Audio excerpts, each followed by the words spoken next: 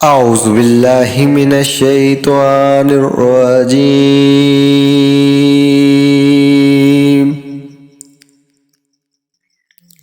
بسم اللہ الرحمن الرحیم۔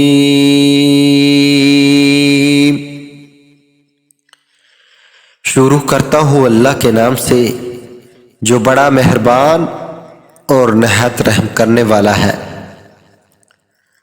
کلمہ طیب، درود شریف، آیت الکرسی، جنت کا خزانہ۔ کلمہ طیب، پہلا کلمے کو کلمہ طیب بھی کہتے ہیں۔ اس کلمے کا ذکر بہت ہی افضل اور مفید ہے۔ یہ دل کی صفائی اور روح کی بلندگی کے لیے نہایت مؤثر ہے۔ کلمہ طیب کا ورد اکثر صوفیاء کرام کا شب روز کا معمول رہا ہے۔ کلمہ طیب یہ ہے: لا الہ الا اللہ محمد رسول اللہ۔ درود شریف پڑھنے کی بڑی فضیلت ہے۔ اس میں اللہ تعالیٰ کا ذکر بھی ہے اور نبی کریم صلی اللہ علیہ وسلم کا ذکر بھی ہے۔ حضرت انس رضی اللہ عنہ سے روایت ہے کہ نبی کریم رؤوف الرحیم صلی اللہ علیہ وسلم نے ارشاد فرمایا کہ جس نے مجھ پر ایک بار درود پاک پڑھا، اللہ ذوالجلال اس پر 10 رحمتیں نازل فرماتا ہے اور اس کے 10 گناہ معاف فرما دیتا ہے اور اس کے 10 درجہ بلند فرماتا ہے۔ آیت الکرسی، مسلم شریف میں ہے کہ قرآن مجید کی آیتوں میں سب سے عظمت والی آیت آیت الکرسی ہے۔ سورت سوتے وقت آیت الکرسی پڑھنے سے رات بھر شیطان قریب نہیں آتے اور اللہ ذوالجلال کی طرف سے نگہبانی ہوتی ہے۔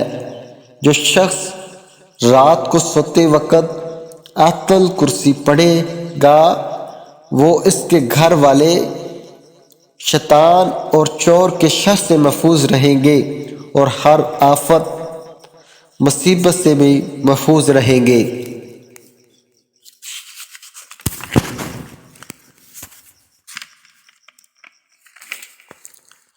حضرت امام جعفر صادق رحمۃ اللہ علیہ فرماتے ہیں کہ جو آیت الکرسی کو پڑھے گا، جو آیت الکرسی کو پڑھے وسوسے شیطان سے محفوظ رہے اور اگر فقیر ہو تو غنی ہو جائے گا اور ایسی جگہ سے رزق ملے جہاں سے گمان بھی نہ ہو۔ جنت کا خزانہ، رسول اکرم صلی اللہ علیہ وسلم نے حضرت ابو ہریرہ رضی اللہ عنہ سے فرمایا کہ لا حول ولا قوت الا باللہ، لا حول ولا قوت الا باللہ کثرت سے پڑھا کرو، کیونکہ یہ کلمات جنت کے خزانے میں سے ہے۔